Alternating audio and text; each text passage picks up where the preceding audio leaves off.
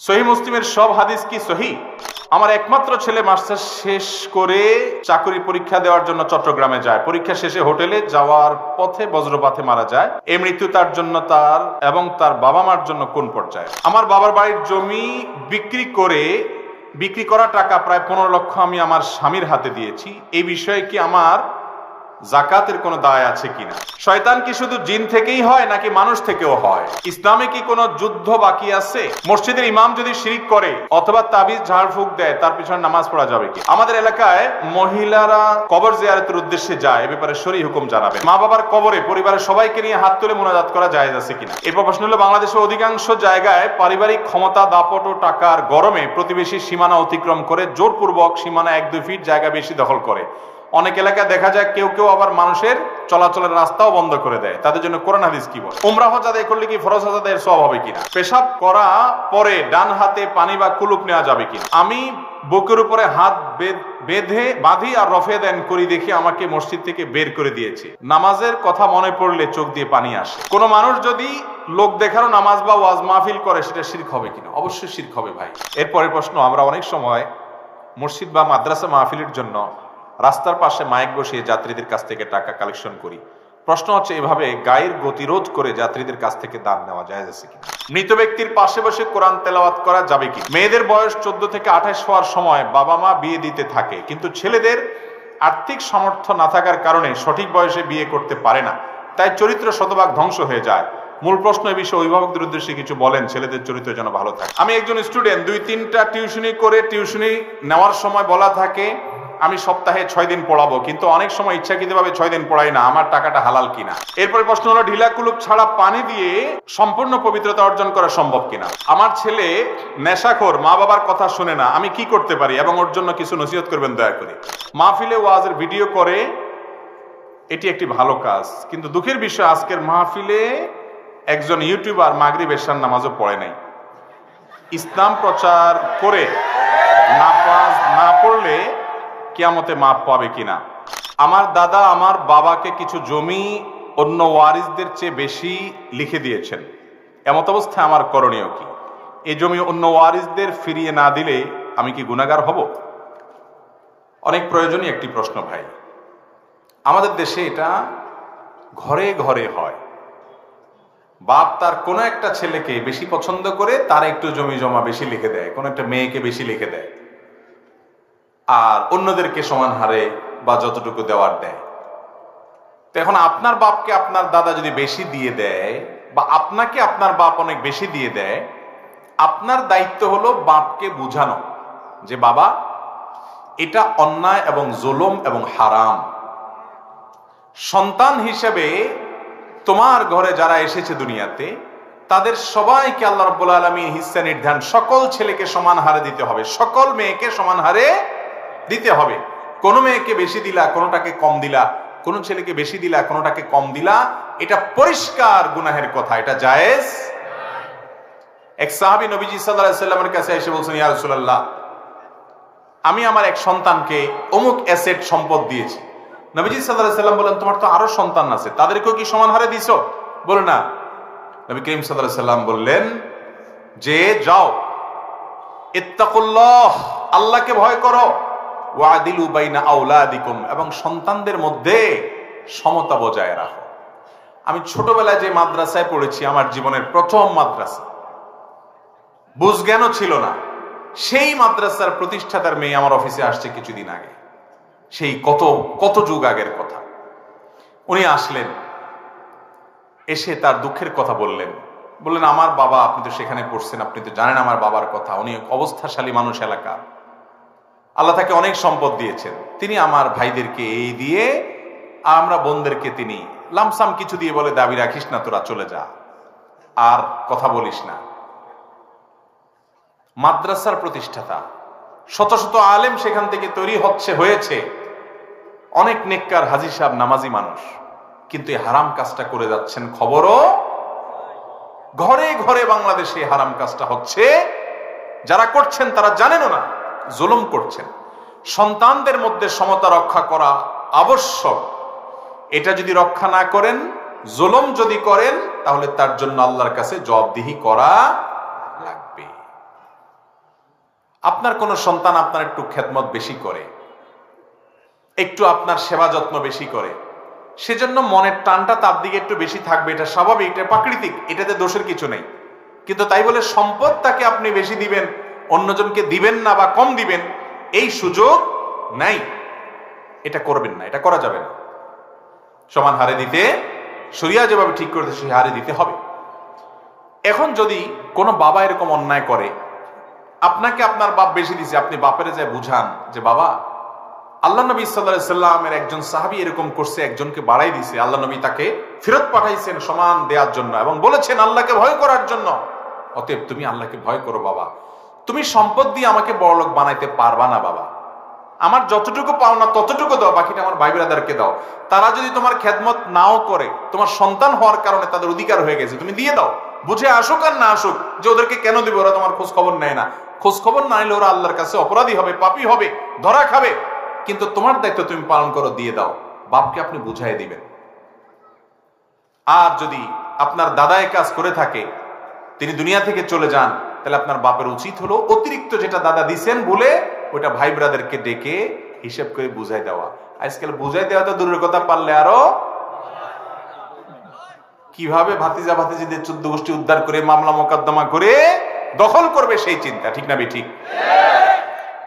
এগুলো নিয়ে কি কবরে যাবেন রে বাবা? একটা ছোট্ট কথা বলি, দুনিয়াতে বাবা মা টাকা পয়সা দিয়ে সন্তান বড়লোক হয়ে সুখী হয়ে গেছে, এর দৃষ্টান্ত খুব বেশি নাই। যেসব বাবা মা মনে করে চুরিদারি 2 নম্বরই করে, যেভাবেই হোক দুর্নীতি করে, অন্যায় করে, হারাম উপায় হলেও যে ছেলের পছন্দ করে এর ভাষায় দেব, আপনি দিলেই সে ভেসে যাবে না, বরং সে ডুবেও যেতে পারে। বহু সন্তান এমন আমি দেখেছি, আপনারাও দেখেছেন, আশেপাশে খেয়াল করেন দেখবেন যে বাপ মা অন্যায় ভাবে একজনটা শুধু দিতেই থাকে, আর ওই পোলাপাইন এক সময় দেখা যায় খয়রাতের টুকরি নিয়ে দাঁড়ায় থাকে। আর যার দিকে বাপ মা হয়তো খেয়াল করে নাই, কোণঠাসা করছে, দেখতেও পারে নাই, হয়তো জুলুমও করছে, আল্লাহ তাকে হয়তো এক সময় বাসায় দিচ্ছে। আছে না নাই? অতএব সন্তানদেরকে যোগ্যতা দেন, কাজ শিখান, কর্মঠ পরিশ্রমী বানান। এই যে যেখানে সেখানে ভালোবাসার অপব্যবহার না করে যেন জায়গা তো ব্যবহার করে সেটা শিখান, মানুষ বানান এবং সেই সাথে আল্লাহর সাথে পরিচিত করান। উপযুক্ত ন্যায্য হকটা দিয়ে দেন, ওরা দুনিয়াতে ভালো থাকবে ইনশাআল্লাহ। টাকা পয়সা দিয়ে সন্তানকে কখনো বড়লোক বানায় দিয়ে দিতে পারবেন না। আপনি জরিপ চালান, দেখবেন বেশিরভাগ মানুষ বাবার দেয়া সম্পদে বড়লোক হয় নাই। আল্লাহ তাআলা তাকে যোগ্যতা দিয়েছেন, সে পরিশ্রম করেছে, উপার্জন করেছে, নিজের মতো নিজে দাঁড়াইছে।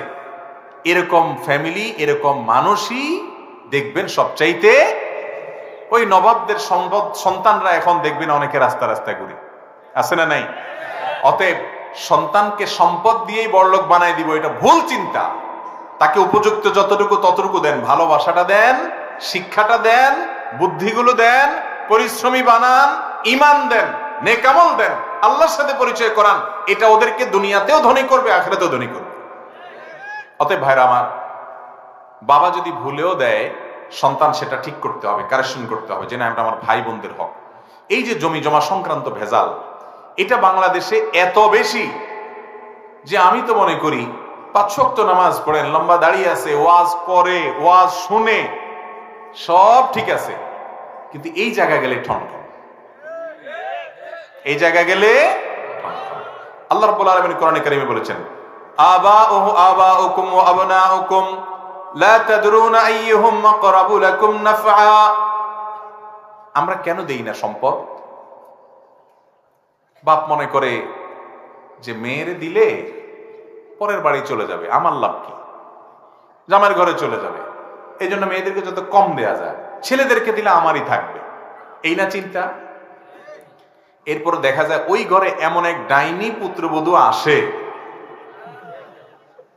ওই ডাইনি মহিলায় ওই বুড়ার ভাতের ব্যবস্থাও আর করতে, আবার দেখা যায় ওই যে মেয়ের দেয় নাই, ঠকাইছে, ওই মেয়ের ঘরে আল্লাহ তাআলা এমন জামাই, এমন নাতি নাতনি দিয়ে দেয় যে জামাই যেরকম শ্বশুরের জন্য পাগল, নাতি নাতনিরা নানার জন্য পাগল, তাদের জীবন যাবে, ওই বুড়ার জন্য তারা সবকিছু করতে রাজি আছে, অথচ এই বুড়াই তাদেরকে ঠেলাঠেলি করছে। আছে না নাই? আমার চোখের সামনে বহু ঘটনা এরকম আছে, আমি জানি ব্যক্তিগতভাবে। এই কথার কারণেই আল্লাহ তাআলা কোরআনে বলেছেন, পণ্ডিতি করতে যাবা না তোমরা, নিজেরা পণ্ডিতি করতে যাবা না। তোমার মৃত্যুর পর তোমার সম্পদে তোমার ছেলে কতটুকু পাবে, মেয়ে কতটুকু পাবে, তোমার স্ত্রী কতটুকু পাবে, স্বামী কতটুকু পাবে, ভাই বোন কতটুকু পাবে, বাপমা কতটুকু পাবে, সব আল্লাহ তাআলা পুঙ্খানুপুঙ্খ লিখে দিয়েছেন কোরআনে। আল্লাহ যা বলেছেন ফরিদাতুম মিনাল্লাহ, এটা আল্লাহর নির্ধারণ, আল্লাহর ফরজ, এটার পরিবর্তন করা যাবে না। তুমি নিজের থেকে বুদ্ধি করে শেয়ানামি করে কম বেশি করিও না, কারণ লা তাদরুনা আইহুম আকরাবু লাকুম নাফা, তুমি জানো না তোমার ছেলে মেয়ে কে তোমার বেশি উপকারে আসবে, তুমি জানো না। অতীব উপকারে আসুক না আসুক হিসাব দরকার নাই, আল্লাহ যেভাবে বলছেন সে হারে দিয়ে দিতে হবে ইনশাআল্লাহ। নিয়ত করব না আমরা ইনশাআল্লাহ। আমাদের সন্তানদের মধ্যে কোনো বৈষম্য জুলুম আমরা করব। এই দেশে জমির দলিল যদি আপনি খোঁজেন, একটা গবেষণা কোন এক জায়গায় একটা গবেষণা দেখেছি, বা আমি কোন এক ভদ্রলোকের কাছ থেকে, খুব নির্ভরযোগ্য ভদ্রলোকের কাছ থেকে শুনেছি এক ভদ্রলোকের কাছ থেকে, যিনি গবেষক মানুষ, আল্লাহ ভালো জানেন পুরো তথ্য। তিনি বলেছেন, এবং তার কথার সত্যতা আমরা বাস্তবতা থেকে জানি, সেটা হলো বাংলাদেশে যত জমি জমা আছে, এই জমি জমার সম্ভব 1/3 বা 3/1 তার চাইতে আরো কম হলো মেয়েদের নামে, আর সব ছেলেদের নামে। ব্যাপার কি, কাহিনী কি? অথচ বাংলাদেশে পুরুষের তুলনায় মহিলা কি এত কম? বেশি হোক আর সমানও যদি হয়, তাহলে সেক্ষেত্রে 50টা দলিল যদি ছেলে পুরুষের নামে হয়, তো আর 50টাতে মহিলার নামে হওয়ার কথা, ঠিক না? কিন্তু মহিলাদেরকে আমরা ঠকাই, ফুসলায় ফাসলায় বাজামার বাড়ি পাঠাই দিই, বলি তোরা বিয়ে দিতে অনেক টাকা খরচ হয়েছে, তো এই জন্য তোরা মাইনা যা। বিয়ে দেয়া বাপের কর্তব্য, সেটা ওই সম্পদ থেকে কাটা যাবে। কোন সন্তান অসুস্থ হয়েছে, তার জন্য চিকিৎসা খরচ বাপ করবে না, তো সেইখান থেকে কি সম্পদ থেকে কাটা দিবে যে তোমার জন্য অনেক খরচ হয়েছে বাবা, এই জন্য তোমারে দিলাম না? এগুলো পাগলামো এবং নাজায়েজ কাজ। আল্লাহ আমাদেরকে বোঝার তৌফিক দান করুন। সম্পদ পাই পে করে হিসাব দিবেন। বুড়া বাবারা, মুরব্বীরা, চাচারা, আপনারা বেশিরভাগ মানুষ সুদ খান না, আপনারা বেশিরভাগ মানুষ ঘুষ খান না, কারণ সরকারি চাকরি করেন না, ঘুষ খাবেন কোত্থেকে? আপনারা বেশিরভাগ মানুষ ডাকাতি করেন না, চুরি করেন না, আর্থিক যে অপরাধগুলো আছে এগুলো আপনারা করেন না বাবারা, কিন্তু এই এক জায়গায় অপরাধ করছেন যে টেরও পাচ্ছেন না, এবং আমলনামে গুনাহ লেখা হচ্ছে, কিয়ামতের ময়দানে দাঁড়ায় যেতে হবে। এই জন্য আল্লাহকে ভয় করবো তো ইনশাআল্লাহ। এরপরে প্রশ্ন, আমার একমাত্র ছেলে মাস্টার্স শেষ করে চাকরি পরীক্ষা দেওয়ার জন্য চট্টগ্রামে যায়, পরীক্ষা শেষে হোটেলে যাওয়ার পথে বজ্রপাতে মারা যায়। এই মৃত্যু তার জন্য, তার এবং তার বাবা মার জন্য কোন পর্যায়ের?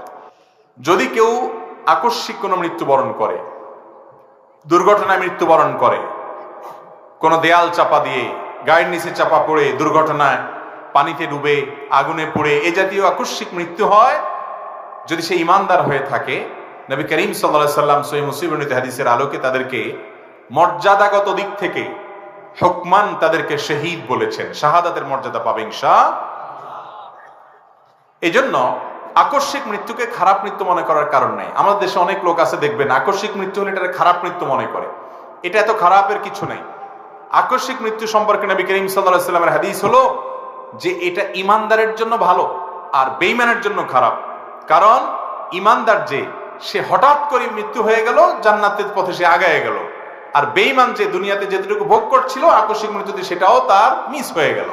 অতএব ইমানদারের জন্য আকস্মিক মৃত্যু খারাপ কোনো কিছু না। আমার বাবার বাড়ির জমি বিক্রি করা টাকা প্রায় 15 লক্ষ আমি আমার স্বামীর হাতে দিয়েছি, এই বিষয়ে কি আমার যাকাতের কোনো দায় আছে কিনা? বোন প্রশ্ন করেছেন যে স্বামীর বাড়ির জমি বিক্রি করে, বাবার বাড়ির জমি বিক্রি করে স্বামীকে দিয়েছেন 15 লক্ষ টাকা, এখন যাকাত কে দিবে? যাকাত তো টাকার মালিক যে তিনি দিবেন, কিন্তু তিনি কেন তার স্বামীকে 15 লক্ষ টাকা এনে দিয়েছেন সেটা হলো বড় প্রশ্ন, ঠিক না বেঠিক? হতে পারে শ্বশুর জামাই লেনদেন করছে, হাওলাত নিছে, তো শ্বশুর বাড়ি থেকে তো হাওলাত নেওয়াই যায়, কিন্তু দুনিয়ার এত জায়গা থাকতে শ্বশুর বাড়িতে কেন? বুঝেন নাই কথা? যে জামাই দুনিয়াতে তোমার জীবনে এত বন্ধু বান্ধব, এত সহ সম্পর্ক, এত কিছু, তোমার হাওলাতের দরকার আসলে শুধু শ্বশুর বাড়িতে ফুসুর ফুসুর করো, কাহিনী কি? গন্ধ খারাপ, লক্ষণ খারাপ। কিছু জামাই আছে খুব শেয়ানা পাবলি, যৌতুক চাওয়া, যৌতুক নেওয়া গুনাহের কথা, হারাম এটা জানে, আবার শরমের কথা, কেমনে যৌতুক চায়। তো এই জন্য বলে আমি তো আল্লাহর হস্তে চাই না, আমি হাওলাত চাইছি। আছে না নাই? বউয়ের কাছে একটু ভাব ধরে যে কি চাইছে।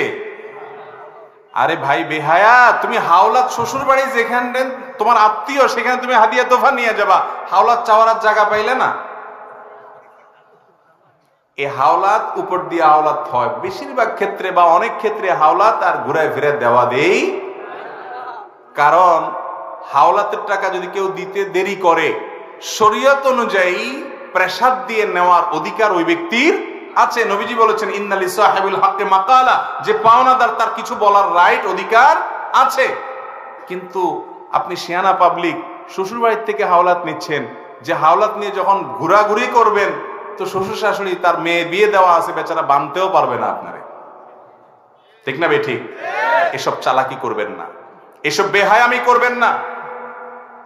সম্পদ আল্লাহ তাআলা মানুষকে দেন, শ্রম দিবেন, পরিশ্রম করবেন, কষ্ট করবেন, অল্প খাবেন, কিন্তু নির্লজ্জের মতো কাজ করবেন না। বিয়ে করে শ্বশুর বাড়িতে যে বসে আছেন, বউরে পাঠাই দিচ্ছেন, এখন আব্বা ইটালিতে যাওয়ার একটা ব্যবস্থা হয়েছে আর কি, ভিসা আসছে আর কি মিডিল ইস্ট থেকে, আল্লাহ ভরসা 2000 রিয়াল শুনছি বেতন, 1 বছর লাগবে না, টাকা উঠে যাবে ইনশাআল্লাহ। এই শুয়া শুয়া আলাপ অনেক বেহায়া পোলাপান শ্বশুর বাড়িতে বউয়ের সাথে করে কি করে না? লজ্জা শরম থাকলে এগুলা করবেন না। আল্লাহ আমাদেরকে বুঝার তৌফিক দান করুন। হ্যাঁ, যৌক্তিক লেনদেন, আপনি আসলে কোনো ফাঁকি ঝুঁকি দেওয়ার নিয়ত নাই, আল্লাহও জানে। আর তাছাড়া শ্বশুর বাড়ির সাথে সেরকম লেনদেন আছে, তাদেরকে আপনি দেন, তারা আপনাকে দেয়, এরকম র্যান্ডম সম্পর্ক আছে, সেটা ভিন্ন বিষয়, ওইটা নিয়ে সমালোচনা নেই। কিন্তু চালাকি করে ছলে বলে কৌশলে যৌতুক ডাইরেক্ট খাইবেন না, হাওলাতের নাম দিয়ে ঘুরে খান, এটাও গুনাহ এবং নাজায়েজ। সবাই সাবধান হব না ইনশাআল্লাহ। এই মুরব্বীরা এই গুনার সাথেও জড়িত, অনেক মুরব্বীরা ইয়া লম্বা দাড়ি, সেজদাতে দিতে কপালে দাগ পড়ে গেছে, সব ঠিক আছে, কিন্তু পোলার বিয়াতে মুরব্বী ফার্নিচার ছাড় দিতে রাজি না। বৌমা বাবার বাড়ির থেকে কি আনছে, ও বৌমা কি খবর, তোমার বাপ মা এখন আমাদের ওই যে ওই পাশের বাড়ির বউ, তার বাবার বাড়িতে শুনছে এটা এটা নিয়ে আসছে। আছে না নাই? অনেক মহিলা আছে তাহাজ্জুদের নামাজ পড়ে, 5 ওয়াক্ত তো পরের কথা মাশাআল্লাহ, কিন্তু বৌমাকে খোসানের ব্যাপারে মাশাআল্লাহ উস্তাদ। আছে না নাই? এগুলো জায়েজ না, এগুলো গুনাহ, এগুলো গুনাহ। অতএব শ্বশুরবাড়ি থেকে এইভাবে ছলে বৌশলে, কলে কৌশলে, বা ছেলের বাপে আপনার মেয়ের বাপের বাড়ি থেকে এরকম ছলে বলে কলে কৌশলে কোনো কিছু আদায় করব না। আল্লাহ আমাদেরকে হারাম এবং নাজায়েজ গুনাহ থেকে বেঁচে থাকার তৌফিক দান করুন, নাজায়েজ কাজ থেকে আল্লাহ বেঁচে থাকার তৌফিক দান করুন। তবে মূল প্রশ্নের উত্তর তো শুরুতে দিয়ে দিছি যে যদি আপনি আমাকে টাকা হাওলাত দেন, টাকা যেহেতু মালিক আপনার, মালিকানা আপনার, অতএব যাকাত আপনাকেই দিয়ে যেতে হবে। সহিহ মুসলিমের সব হাদিস কি সহিহ? জি ভাই, দুনিয়াতে 2টি হাদিস গ্রন্থ আছে, একটা হলো সহিহ বুখারী আর একটা হলো সহিহ মুসলিম। এই 2টি হাদিসকে মুহাদ্দিসিন ইকরাম, সারা পৃথিবীর সকল হাদিস বিশারদ, সকল উলামা ইকরাম সহিহাইন হিসাবে স্বীকৃতি দিয়েছেন। যদিও সহিহ এটা একটা ক্যাটাগরির, যে ক্যাটাগরির কিতাবে গ্রন্থে মুহাদ্দিস সব বিশুদ্ধ হাদিস আনার পণ করেছেন সেগুলোকেই সহিহ বলে। অতএব সহিহ ইবনে হিব্বান আছে, সহিহ ইবনে খুজাইমা আছে, আর অনেক সিহাহের কিতাব আছে। কিন্তু বুখারী এবং মুসলিমের পরে সারা দুনিয়ার উলামা ইকরাম একমত যে এই 2 কিতাবে যত হাদিস আছে এগুলোর সবগুলো বিশুদ্ধতার সর্বোচ্চ মানদণ্ডে উত্তীর্ণ এবং বিশুদ্ধ। এগুলোর কোন হাদিসের ব্যাপারে অশুদ্ধতা নিয়ে কোনো প্রশ্ন সংশয় পৃথিবীর মুহাদ্দিসদের মধ্যে নাই। কথা কি বুঝাতে পারছি? এজন্য আল্লাহর কোরআনের পরে দুনিয়ার সবচেয়ে বিশুদ্ধতম গ্রন্থ হলো বুখারী এবং মুসলিম। কিন্তু এর মানে এই না যে এই 2টার বাইরে আর সহিহ হাদিস নাই। অন্যান্য হাদিসের কিতাবও কি আছে? সহিহ বিশুদ্ধ হাদিস আছে। আজকাল আমাদের সমাজে অনেক লোক বের হইছে যারা নবীজির হাদিসকে বলে লাহওয়াল হাদিস আর কোরআনকে বলে আহসানাল হাদিস। তারা কোরআনের আয়াতের অপব্যাখ্যা করে, কোরআন মানে নবীজির হাদিসকে তারা ইনিয়ে বিনিয়ে বিভিন্নভাবে অস্বীকার করে। এ ভাইদের সবাই যে খারাপ উদ্দেশ্য নিয়ে করছে তা নয়, তাদের বুঝের বেশ কম। তারা জানেন না যে আল্লাহ তাআলা এই কোরআন 23 বছর ধরে একটু একটু করে নাজিল করেছেন মুহাম্মদ সাল্লাল্লাহু আলাইহি সাল্লামের উপরে, এবং তাকে বলেছেন যে হে রাসূলকে আল্লাহ তাআলা বলেছেন যে আপনার প্রতি এই কোরআন নাজিল করেছি কেন? লিতুবাইয়িনা লিন-নাসি মা নুজিলা ইলাইহিম, মানুষের প্রতি, মানুষের কাছে আল্লাহর যে ওহী নাজিল হয়েছে এটা যেন আপনি খুলে খুলে ব্যাখ্যা বিশ্লেষণ করে বুঝিয়ে দেন।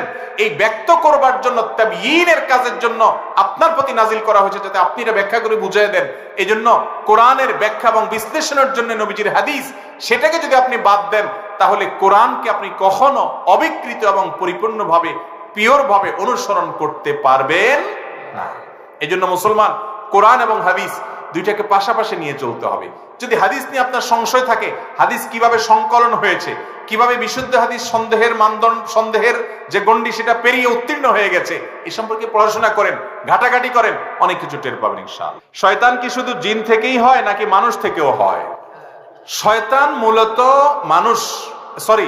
মূলত জিন এবং জিনের সন্তানরা, কিন্তু মানুষ শয়তানও হয়।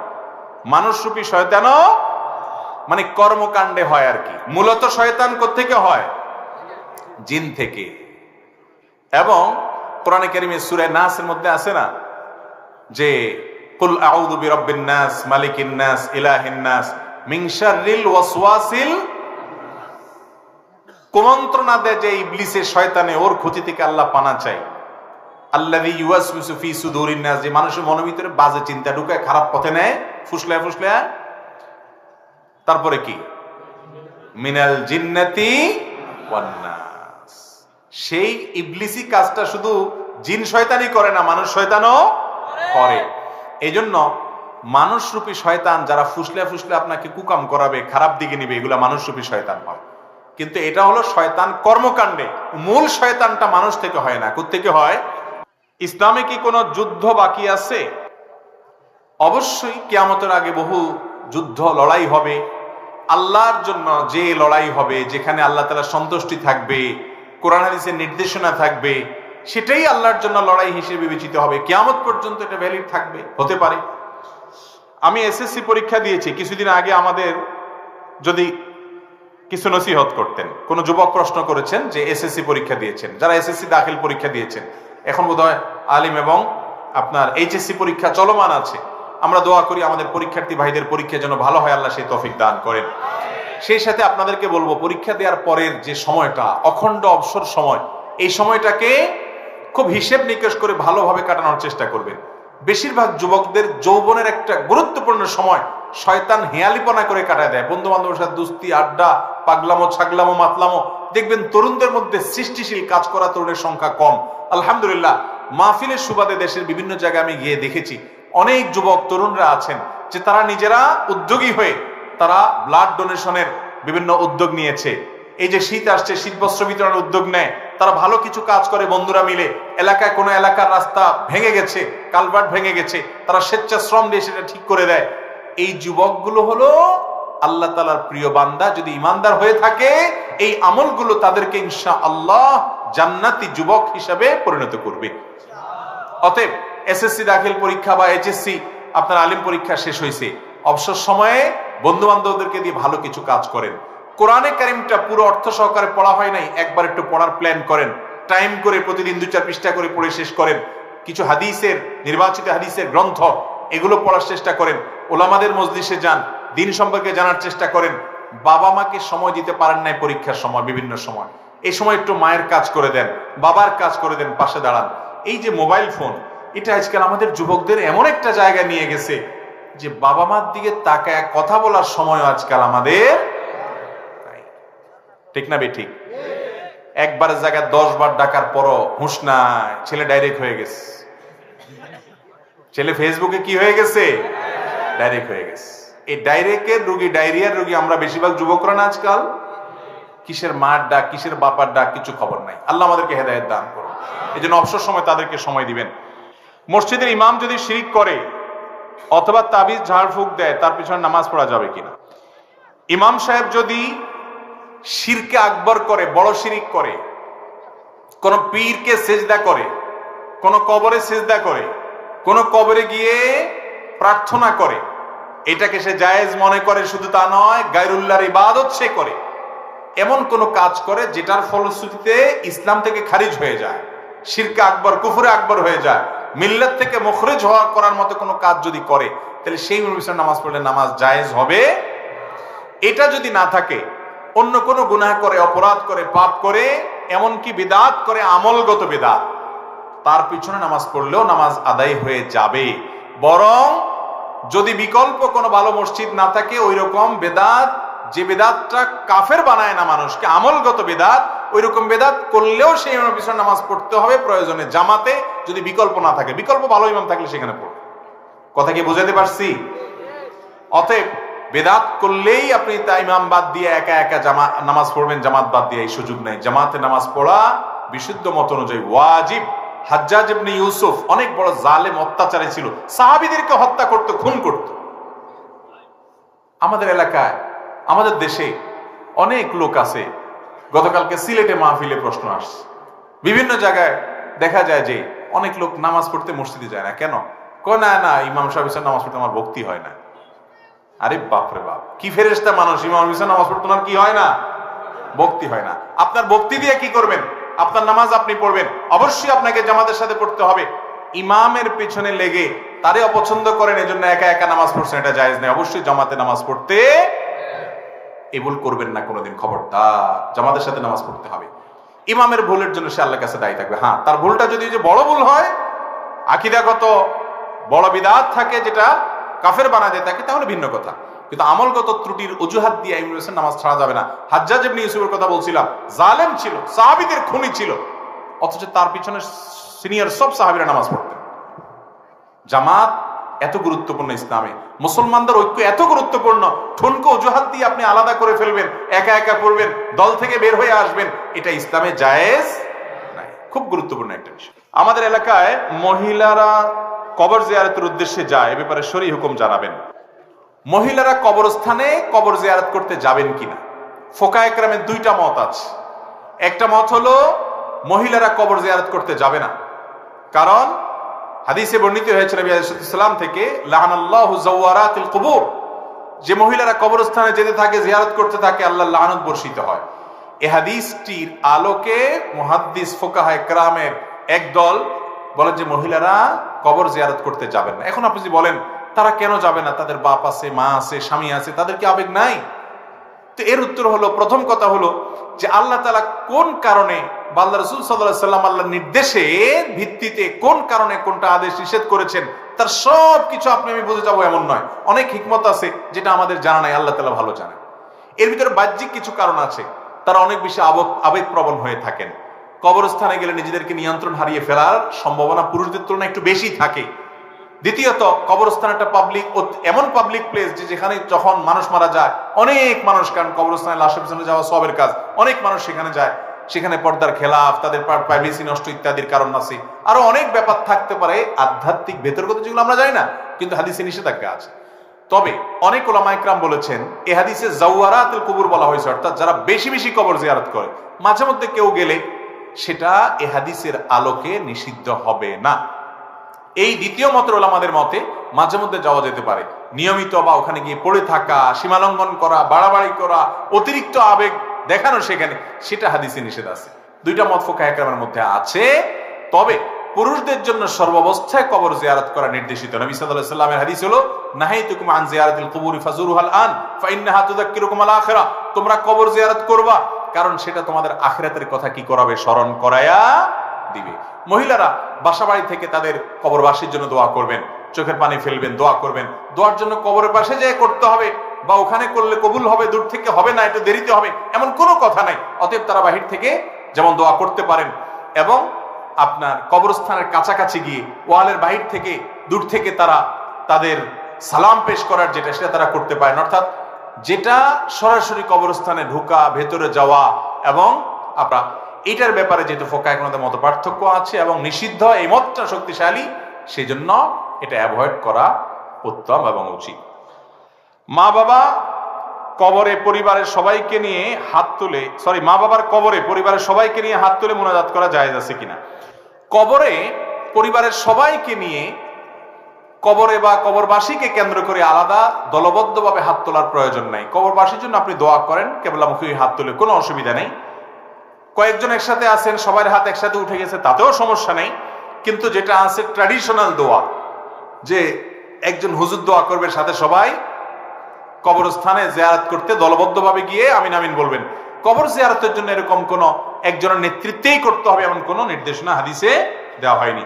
কবর জিয়ারত কিভাবে করবেন, দোয়া কিভাবে করবেন, নবী করিম সাল্লাল্লাহু আলাইহি ওয়াসাল্লাম যেটা করতেন, কবরে গিয়েছেন, সেখানে সালাম পেশ করতেন, সালামুন আলাইকুম দারা কওমিন মুমিনিন ওয়া ইন্না ইনশাআল্লাহু বিকুম লাহিকুন।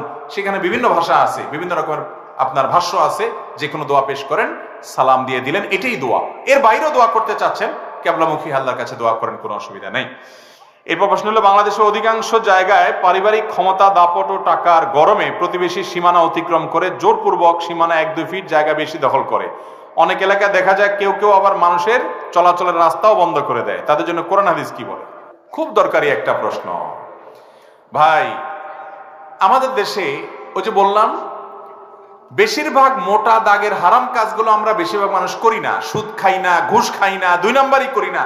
এই কিছু আকাম আছে যেগুলো শয়তান আমাদেরকে বুঝতেও দেয় না যে আকাম, সে আকামগুলো আমরা করি। অনেক লোক আছে জমিতে, যত কোপ সে জমিতে দেয় তার চেয়ে বেশি কোপ আইলের উপরে দেয়। আছে না কিছু মানুষ? আরে বাবা, কোদাল নিয়ে জমিতে গেছেন, কোপ দিবেন জমিতে, কোপ দেয় কোথায়? আইলটারে কাটতে কাটতে কাটতে কাটতে শেষ। 2 ইঞ্চি ঢুকায়, 1/2 ইঞ্চি ঢুকায়, 3 ইঞ্চি ঢুকায়, কাটতে কাটতে শেষ, ঠেতে লেতে শেষ। আছে না এরকম রোগের রোগী? এই জমি কি কবরে নিয়ে যাবেন? এইটুক জমি যে চুরি করলেন, ডাকাতি করলেন, এই ডাকাতি হওয়া জমিতে কদ্দুর ফসল হবে? এটা দিয়ে বড়লোক হয়ে যাবেন? এগুলো হলো সব মানসিক দৈন্যতা। এগুলো আমাদের সবগুলো ছোট লোকে মানসিকতা। এগুলো দিয়ে দুনিয়াতে কোনো মানুষ বড়লোক হয় নাই, হবেও না। এগুলো যারা করে, ওইগুলোর কারণে আরো ছোট লোক থাকে। এজন্য কারোর জমির 1 ইঞ্চি আমার জমিতে আসার দরকার। আল্লাহ যদি আমাকে বরকত দেন, আমার জমিতে যে ফসল হবে ওইটাতেই বরকত হবে। আরেকজনের আইল ঠেলে, জমি কেটে, তার সীমানা ঠেলে কোনোদিন আমার বরকত হবে? অতএব অন্যের জমিন যারা মারেন, নবী করিম সাল্লাল্লাহু আলাইহি ওয়াসাল্লাম বলেছেন, যে ব্যক্তি কারোর 1 বিঘা জমি আত্মসাৎ করবে, আল্লাহ রাব্বুল আলামিনের শাস্তি স্বরূপ 7 তবক জমিনকে তার গলায় ঝুলিয়ে দিবে এবং শাস্তি পেতে থাকবে সে। কত খাবি খা। আল্লাহ তাআলা আমাদেরকে ভয়ে, আল্লাহর ভয়ে বাঁচার তৌফিক দান করুন। শহর এলাকা ভিন্ন ধরনের তামাশা চলে। গ্রামে তো হলো আইল কাটে, শহরে কি হয়? শহরে ধরেন কথার কথা, আপনার বাড়ি রাস্তার পাশে, তো রাস্তার যে জায়গা আছে ওখান থেকে কিভাবে একটু 1 বিঘত নেওয়া যায়, এই কুবুদ্ধি আছে না নাই? গাড়িটা উঠানোর জন্য স্লোপ করলেন, 2 হাত 3 হাত রাস্তা নিয়ে নিলেন। বাড়িতে তো করে, মসজিদের জন্য এরকম আকাম করে মানুষ, আছে না নাই? মনে করে মসজিদের জন্য চুরি করলে মনে হয় আল্লাহ তাআলা কিছু বলবে না, যে আল্লাহর ঘরের জন্যই তো করছে। অনেক মসজিদ কমিটির লোকজন আছে ঢাকা শহরে বিভিন্ন জায়গায়, ছোট ছোট চিপাগুলি, রাস্তার পাশে মসজিদ, মসজিদের সিঁড়ি রাস্তার 3 হাত নিয়ে নিস। কমিটির যে লোকগুলা এই কাজ করতেছেন, সবগুলো আল্লাহর কাছে জবাবদিহি করতে হবে এটার জন্য। ইমাম সাহেব, খতিব সাহেব যদি কিছু না বলেন, আপনাদেরও জবাবদিহি করা লাগবে। কারণ আল্লাহর ঘরের জন্য চুরি করলে মায়ের আরো 2টা বেশি খাওয়ার ভয় আছে। আল্লাহ বলবে, চুরি তোর দরকার আছে তুই কর, তুই আমার ঘরে চুরির আসামে কাঠগড়া দাঁড় করাইলি কেন? আরেকজনের জায়গা নিয়ে মসজিদ কেন করলি? অনেক মসজিদ মাদ্রাসা আছে যে পাশের জমি ঠেলাঠেলির তালে থাকে, আছে না নাই? যারা মসজিদ মাদ্রাসার দায়িত্বে আছেন, আল্লাহকে ভয় করবেন। আল্লাহর ঘরকে আসামির কাঠগড়া দাঁড় করাবেন না। মসজিদের সিঁড়ি রাস্তা নিয়ে দিয়ে দিছে, বলে যে মানুষের জন্যই তো। ওই রাস্তা তো পথচারীদের চলাচলের জন্য, মসজিদের জন্য না। আপনি জমিন আত্মসাৎ করলেন আল্লাহর ঘরের নাম দিয়ে, এটা করা যাবে না। সিঁড়ির জায়গা রাইখে মসজিদ করবেন। সিঁড়ি করে আরেকজনের জায়গায়, স্লোপ করে আরেকজনের জায়গায়। লোভে আমরা ধ্বংস হয়ে গেছি। চুরি করতে করতে ওই মসজিদ কমিটির দায়িত্ব আসার পরেও মসজিদের হইয়া চুরি করি, মনে করি যে সওয়াব হবে। আল্লাহ আমাদেরকে হেদায়েত দান করুন। উমরা হজ আদায় করলে কি ফরজ হজ আদায়ের সওয়াব হবে কিনা? ভাই, উমরাকে কোন কোন সালাফ ছোট হজ বলেছেন, কিন্তু এটা হজ না। মূল হজ এটা একমাত্র যার সামর্থ্য আসে তার উপরে জীবনে একবার ফরজ হয়। অতএব উমরা যদি কেউ 10 বার 20 বারও করে, ফরজ হজ আদায়ের যে দায়িত্ব সেটা থেকে মুক্ত হবে। অনেক লোক সৌদি আরবে প্রবাসে আছেন, বা মিডিল ইস্টে আছেন, বারবার উমরা সুযোগ হয়েছে, মাশাআল্লাহ 2-500 রিয়াল দিলে উমরা করা যায়, তো তারা মনে করে যে উমরা তো অনেকগুলোই করছি, তাহলে বোধ হয় হজের কাজ হয়ে গেছে। এটা হবে না। হজের জন্য আলাদা অবশ্যই আপনাকে চেষ্টা করতে হবে। পেশাব করা পরে ডান হাতে পানি বা কুলুপ নেওয়া যাবে কিনা? পেশাব করার পরে ডান হাতে পানি বা কুলুপ নিয়ে লজ্জাস্থান পরিষ্কার করবেন না। নবী করিম সাল্লাল্লাহু আলাইহি সাল্লাম প্রত্যেক ভালো কাজে ডানকে আর তুলনামূলক মন্দ কাজে বামকে প্রাধান্য দিতে বলেছেন। ইন্নাল্লাহা ইউহিব্বুত তায়াম্মুনা ফি কুল্লি শাই, সব ভালো কাজে আল্লাহ তাআলা ডানকে পছন্দ করেন, কিন্তু তুলনামূলক মন্দ কাজে বামকে। এমনকি ইস্তিনজার ব্যাপারে, টয়লেটের পর পরিচ্ছন্নতার ব্যাপারে নবী করিম সাল্লাল্লাহু আলাইহি ওয়াসাল্লাম পরিষ্কার হাদিস আছে, সেটা বাম হাত দিয়ে করার চেষ্টা করতে হবে, ডান হাত দিয়ে নয়। কোনো কারণে ডান হাতের সহযোগিতা নিতে হয়েছে, সেটা ভিন্ন বিষয়। এরপর প্রশ্ন হলো, আমি বুকের উপরে হাত বাঁধি আর রফে দেন করি দেখে আমাকে মসজিদ থেকে বের করে দিয়েছে। এখন নামাজের কথা মনে পড়লে চোখ দিয়ে পানি আসে। আহা, কোথায় আমরা চলে গেছি আজ।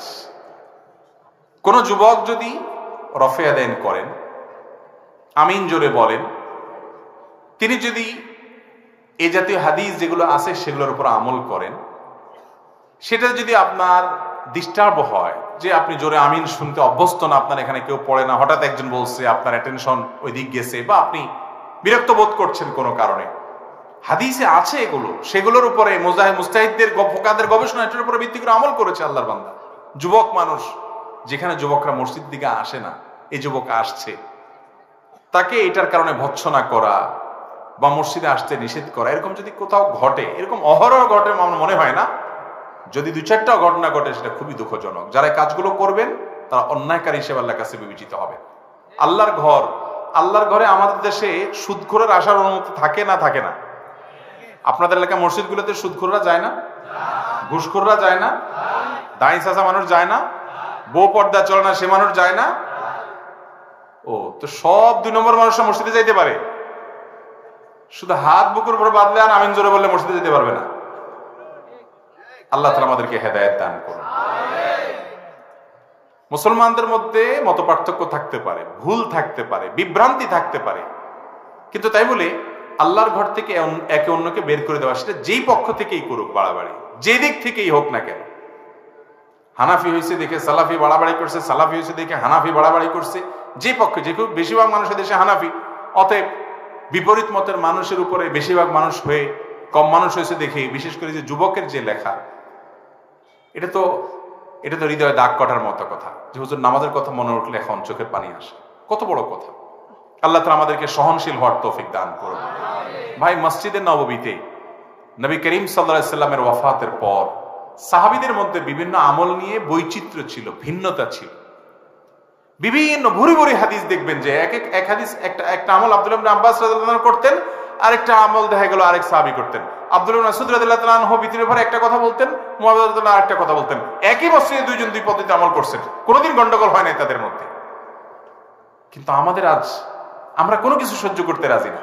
আমরা যত ইসলাম বিরোধীতে আছে সব সহ্য করতে রাজি আছি, কিন্তু আমার ভাই, আমার কালিমাগো, সেও নামাজি ভাই, মত ভিন্নতা আছে, তাকে আমরা সহ্য করতে বেশিরভাগ ক্ষেত্রে রাজি না। এটা তো একটা শুধু বিচ্ছিন্ন মাসআলা, অন্য সব ক্ষেত্রে একই অবস্থা। অনেক এলাকায় প্রশ্ন করে, ভাই আমি একজন আহলে হাদিস, হানাফি পরিবারে ছেলে মেয়ে বিয়ে দিতে পারবো কিনা জিজ্ঞেস করে। একই কথা বিপরীত দিক থেকেও আসে। তো আমার প্রশ্ন হলো, সুদখোর, ঘুষখোর, 2 নম্বর, তাদের ফ্যামিলিতে মেয়ে বিয়ে দিতে পারেন কিনা, এই প্রশ্ন তো করেন না। হাদিসের উপর আমল করতেছে, ইজতিহাদি মাসআলা, মতপার্থক্য আছে বাবা, তো এটার জন্য বিয়ে দিতে পারবেন কিনা সেটা নিয়ে গন্ডগোল। কারণ বিয়ে দিলে তো চুলাচুলি শুরু হওয়ার ভয় আছে। আল্লাহ তাআলা আমাদেরকে ধৈর্যশীল হওয়ার তৌফিক দান করুন। কোন মানুষ যদি লোক দেখানো নামাজ বা ওয়াজ মাহফিল করে, সেটা শিরক হবে কিনা? অবশ্যই শিরক হবে ভাই। ওয়াজ মাহফিলের বক্তা এবং আলোচক, এই 2 গ্রুপের মানুষ ওয়াজ মাহফিলকে কেন্দ্র করে তারা আলা খাতারিন আযীম, রিস্কের উপর আছে, ভয়ঙ্কর একটা জায়গায় আছে। শ্রোতাদের ব্যাপারটা অনেকখানি ভিন্ন। মাশাআল্লাহ, আপনাদের নিয়ে টেনশন হয় না। আল্লাহ যদি ওয়াজ মাহফিলের বক্তাদেরকে আর আয়োজকদেরকে মাফ করেন অন্তত আপনাদের উসিলায়, তো সেটা অবাক হওয়ার বিষয় থাকবে না। কারণ যারা ওয়াজ শুনতে আসে বেশিরভাগ ক্ষেত্রে তাদের উদ্দেশ্যের ভিতরে ভেজাল থাকে না। বক্তার ভেজাল থাকতে পারে, টাকার ধান্দা থাকতে পারে, বক্তার ভেজাল থাকতে পারে, নাম খ্যাতির ধান্দা থাকতে পারে, আয়োজকদের ধান্দা থাকতে পারে যে অমুক হুজুর আনছে, ইয়া বড় মাহফিল করছে, কিছু একটা ঘটায় ফেলছে, নেতাগিরি করছে। এজন্য আয়োজক, আলোচক মাহফিলের তাদেরটা নিয়ে টেনশন হয়। কিন্তু আমার সব সময় মনে হয় যে শ্রোতার যারা থাকেন তাদের বেশিরভাগ মানুষ মুখলেস, নিষ্ঠাবান, আল্লাহর জন্য আসছেন। আল্লাহ তাআলা আমাদের সবাইকে মুখলেসদের কাতারে শামিল হওয়ার তৌফিক দান করুন। ভাইরা আমার, আল্লাহর উদ্দেশ্য আল্লাহকে খুশি করা ছাড়া অন্য ধান্দা যদি কোনো ভালো কাজও করেন, তার বিনিময়ে সওয়াব তো পরের কথা, গুনাহ হবে, শিরক হবে, শিরকে আসগর হবে, শিরকে খাফি হবে, যেটার ব্যাপারে নবী সাল্লাল্লাহু আলাইহি ওয়াসাল্লাম বলেছেন, আমি দাজ্জালের ফিতনার ব্যাপারে এত ভয় করি না যত ভয় করি কিয়ামতের আগে তোমাদের মধ্যে গুপ্ত শিরক, মানুষকে দেখানোর মানসিকতায় ভালো কাজ ঢুকে পড়বে। আল্লাহ তাআলা আমাকে, আমাদের আয়োজক ভাইদেরকে, সমস্ত ওলামায়ে কেরামকে, আমরা যারা মানুষের সামনে কথা বলি, বড় রিস্কের জায়গা, বড় রিস্কের জায়গা।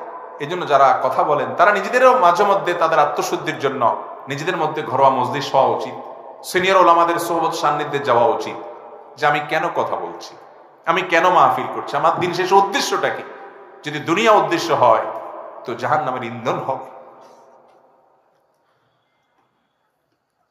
আল্লাহ তাআলা আমাদের সবাইকে হেফাজত করেন, সব ওলামায়ে কেরামকে আল্লাহ তাআলা হেফাজত করেন। আল্লাহ তাআলা আমাদের নিয়তগুলোকে শুদ্ধ করে দেন, শিরকে আসগর নিয়ে দুনিয়া থেকে যেন যাওয়া না লাগে। আল্লাহ তাআলা আমাদের সবাইকে হেফাজত করেন। এরপরের প্রশ্ন, আমরা অনেক সময় মসজিদ বা মাদ্রাসা মাহফিলের জন্য রাস্তার পাশে মাইক বসিয়ে যাত্রীদের কাছ থেকে টাকা কালেকশন করি। প্রশ্ন হচ্ছে, এভাবে গায়ের গতিরোধ করে যাত্রীদের কাছ থেকে দান নেওয়া জায়েজ আছে কিনা? দরকারি প্রশ্ন।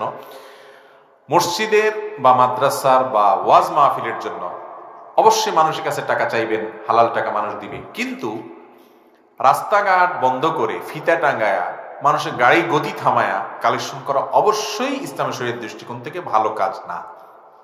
কারণ এটাতে ওই পথচারী যে তার ডিস্টার্ব হবে, হয়তো সে খুব জরুরি কোনো কাজে যাচ্ছে, তার ক্ষতি হচ্ছে এই টাইমে গতিরোধ করলে, আপনি সেই ক্ষতিটা করলেন। দান করার জন্য কাউকে জোরপূর্বক থামানো, বাধ্য করা, এই রাইট, এই অধিকার ইসলাম আমাদেরকে দেয় না। আমরা অনুরোধ করতে পারি, কিন্তু তার ক্ষতি করে, ডিস্টার্ব করে অনুরোধ করার সুযোগ নেই। লা ইয়াহিল্লু মাল ইমরিন মুসলিমিন ইল্লা বিতিবি নাফসি। কোন মুসলমানের মাল, সম্পদ তার মনের সন্তুষ্টি ছাড়া, দিল থেকে না দিলে সেটা আমাদের জন্য জায়েজ হবে। আপনি মসজিদের জন্য নেন, মালসানা সুন্দরভাবে নিতে হবে। মানুষকে অসম্মান করে অনেক সময় দেখা যায় অনেক মসজিদে মাহফিলে নাম ধরে, এ ভাই আপনি কত দিবেন বলেন, বাধ্য করে, বেচারা শর্মে পড়ে দেয়, জায়েজ নাই। লজ্জায় ফেলে এভাবে টাকা নেওয়া জায়েজ নাই। এই জন্য ভাইরা, ওয়াজ মাহফিলে লাইট কিছু কম দেন। খুব টাকা দিয়া বক্তা আনতে পারেন না, একটু কম দামা বক্তা আনেন, তাও ভালো। কিন্তু এইভাবে হালাল হারাম বাজ বিচার করা ছাড়া গণহারে রাস্তাঘাট বন্ধ করে কালেকশন এটা করেন না আল্লাহর হস্তে, আল্লাহর দিনকে অপমান করিয়েন।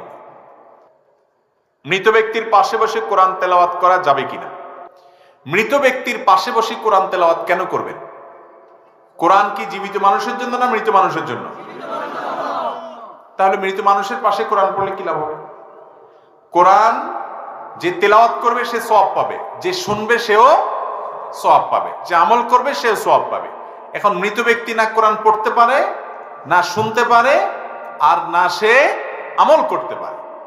মৃত ব্যক্তিকে আমরা যা বলবো তিনি সব অটোমেটিক শুনে যাবেন, এরকম কোনো সিস্টেম নাই। ওমা আনতা বিমুসমিআন মান ফিল কুবুর।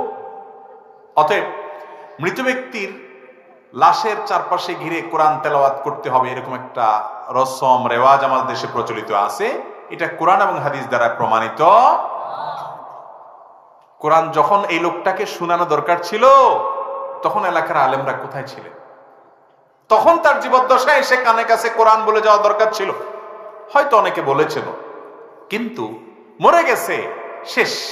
মান মাতা ফাকাদ কামাত কিয়ামাতুহু, তার এখন হিসাব শুরু হয়ে গেছে। এখন তারে কোরআন শোনানো যাবে না, আর কোনো লাভও নাই।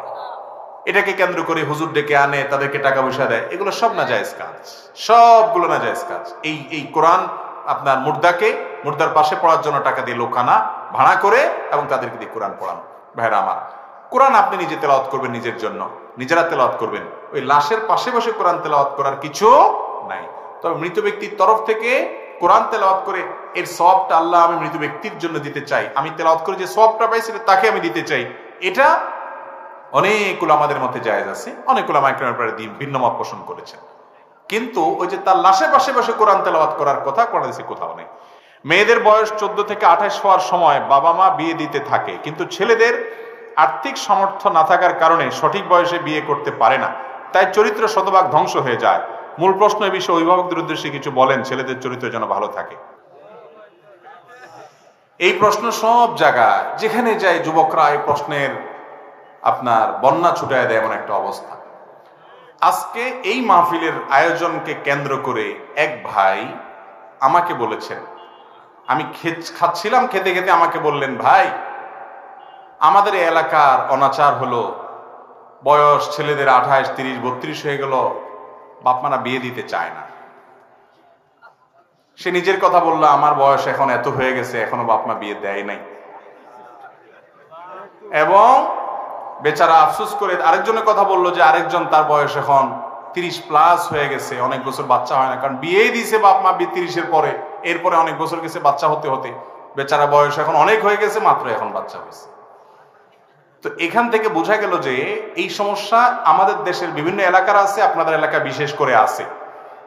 মুরব্বীরা যারা আছেন তারা কান খাড়া করে শুনে রাখেন। অনেক বাপমা আছে, বাপমা বলে যতদিন বিয়ে না করাইছি ছেলেটা ততদিন আমার, বিয়ে হয়ে গেলে মোহাব্বত ভাগ হয়ে গেল, বোর হয়ে গেল। এই চিন্তা খুবই ছোট লোকের চিন্তা।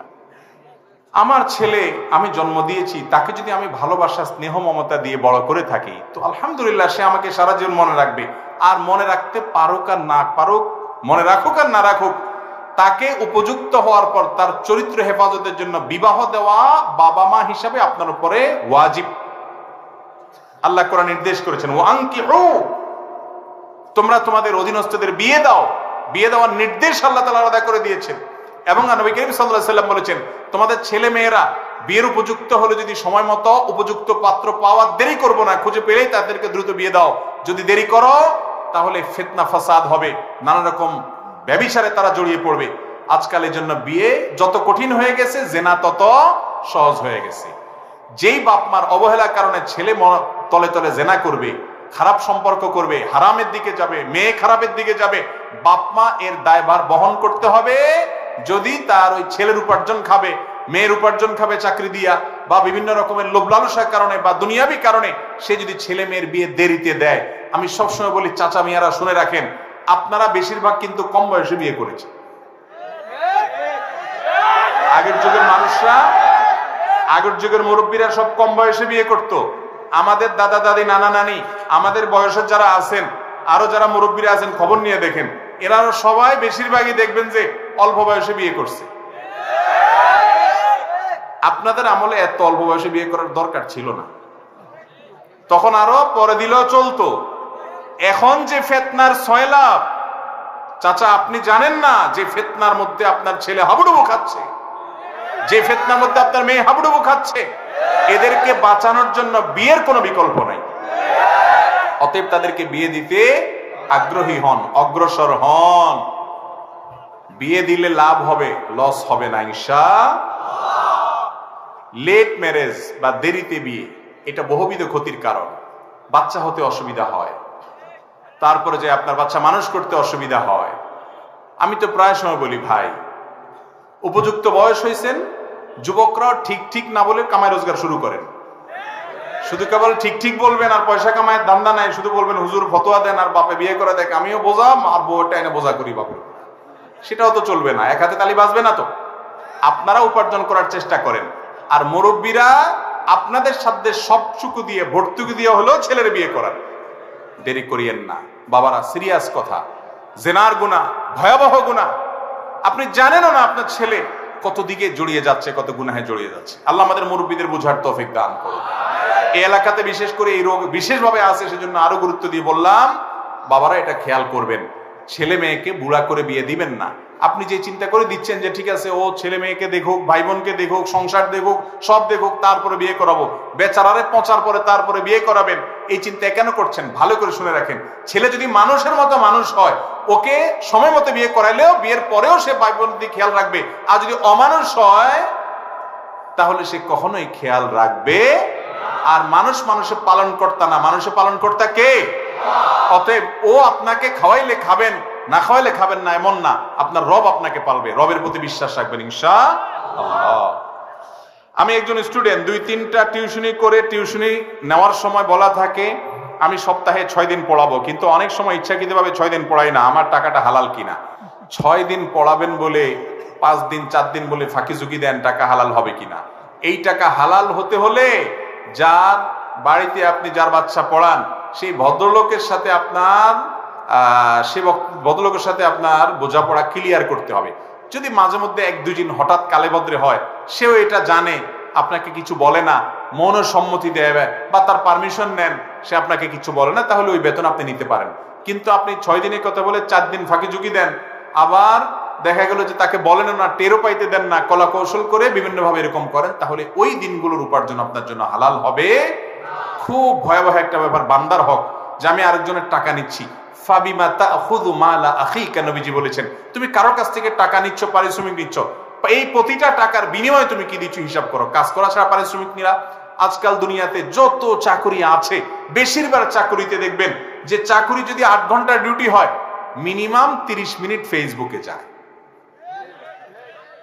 ইউটিউবে যায়। তো এই 30 মিনিটের চাকরির টাকা কিভাবে হালাল হবে? যদি বলেন যে না আমার মালিক জানে, বস জানে, কোনো অসুবিধা নাই, তারা জেনেও আমাকে কিছু বলে না, তার মানে তারা মানসিকভাবে সন্তুষ্টি আছে, এতটুকু তারা এলাও করে, তাহলে তো জায়েজ। কিন্তু আপনার বস আসলে সাথে সাথে টপ করে মোবাইলটা ধুয়ে দিচ্ছেন, বস না হলে আপনি সিরিয়াস হয়ে যাচ্ছেন, তাহলে ওই টাইমটার যে উপার্জন সেটা কিন্তু হালাল হবে। এমনকি বসে বসে যদি হুজুরের ওয়াজও শুনেন কাজ ফাঁকি দিয়া, তাও হালাল হবে। অনেকে আছে কোরআন তেলাওয়াত করে, বলে রমজান মাস, আমলের মাস, ডিউটির সময় সরকারি চাকরি করে, কি করে?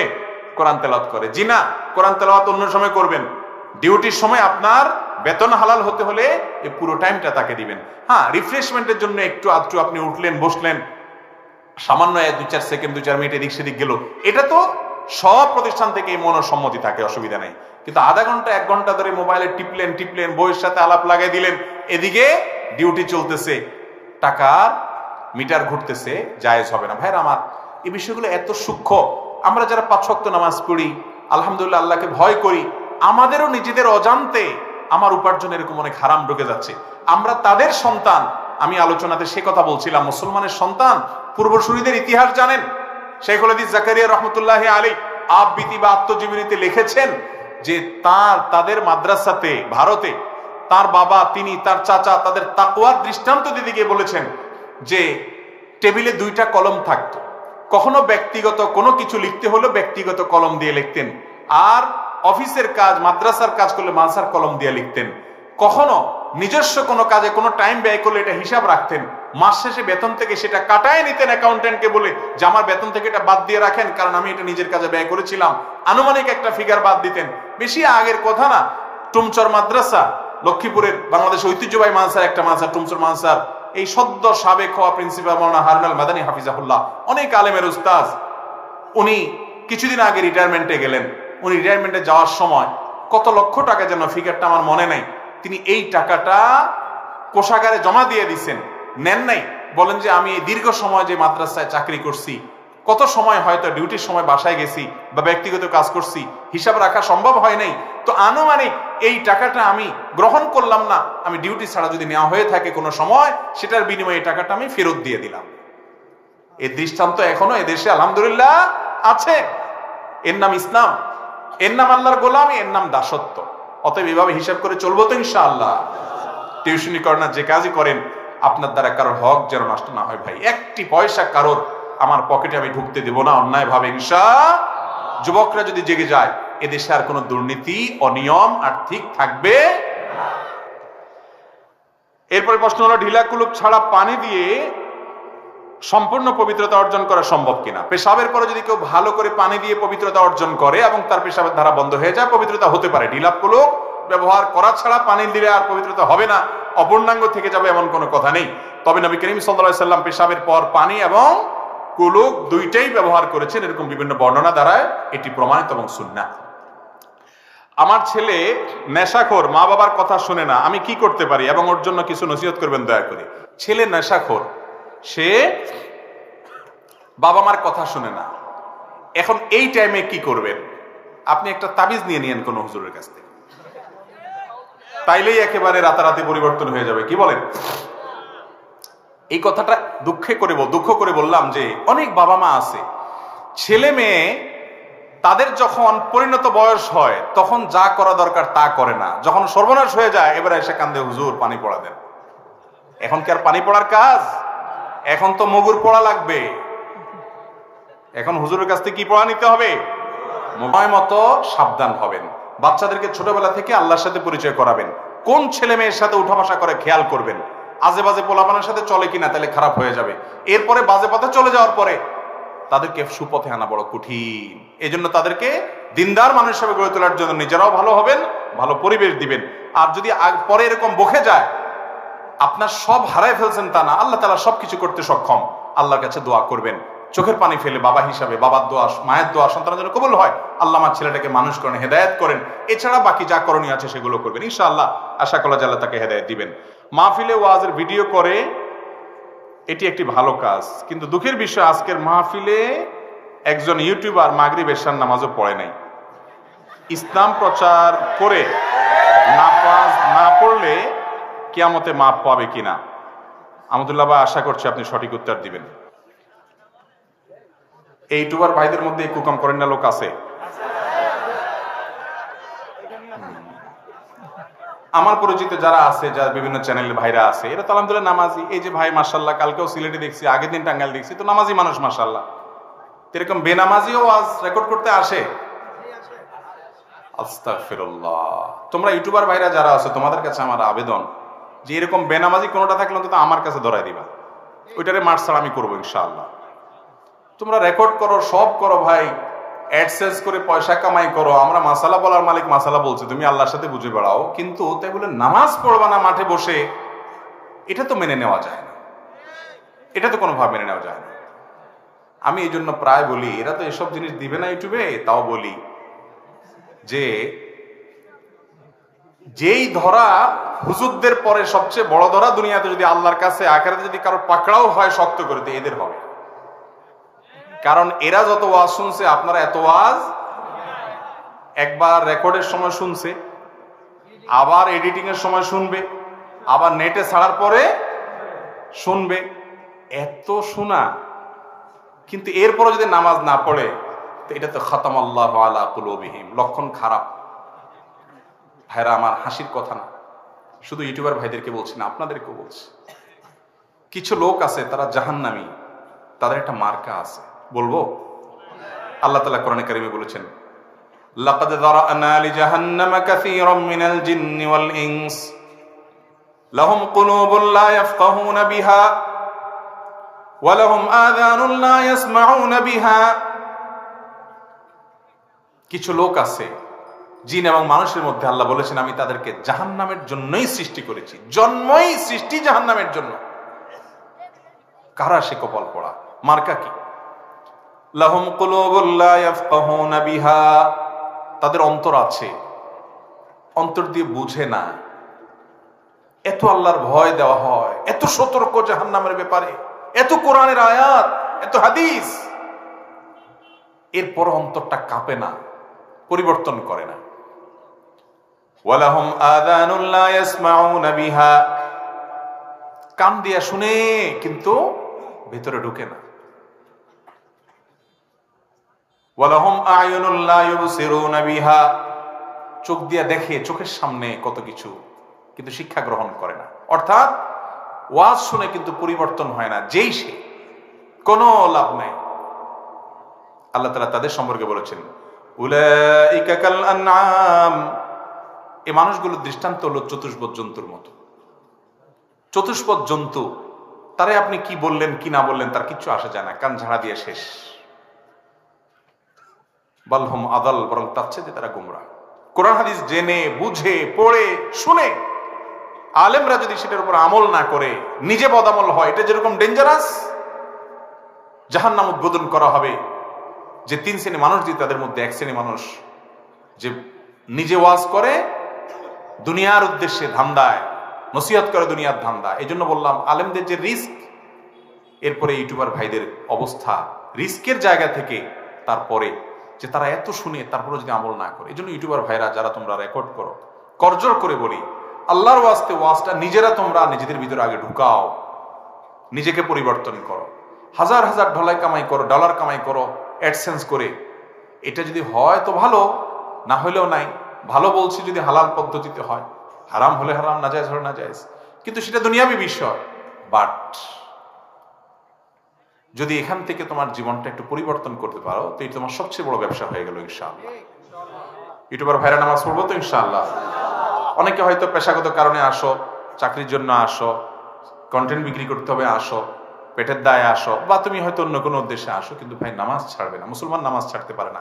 আপনারা আয়োজক যারা আছেন ওই ভাইটাকে বুঝায় নামাজ পড়াবেন এবং নসিহত করবেন, পারলে আমার কাছে ধরে নিয়ে আসবেন ইনশাআল্লাহ।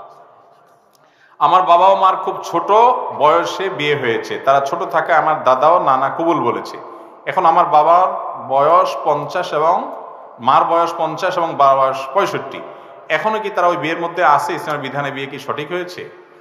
বাহ, এই ছেলে বাপ মার বিয়ে নিয়ে চিন্তা আছে, নিজের বিয়ের খবর আছে কিনা আল্লাহ জানে। আচ্ছা ভাই, তারপরও বেচারা মাসালা জানতে চাইছে। আলহামদুলিল্লাহ, আমাদের কাছে অনেকে তুচ্ছ তুচ্ছ ছোটখাটো মাসালা জানতে চায়, যেগুলো অনেক কাছে মনে হবে খুব লেম বা হাস্যকর। আমার কাছে কোনো মাসালা জানতে চাওয়া হাস্যকর নয়, কারণ তার যেটা জানার দরকার হয়েছে এটা তার কাছে অনেক গুরুত্বপূর্ণ হতে পারে। তাছাড়া শরীয়তের ইলমের কোনো অংশই ছোট হতে পারে না।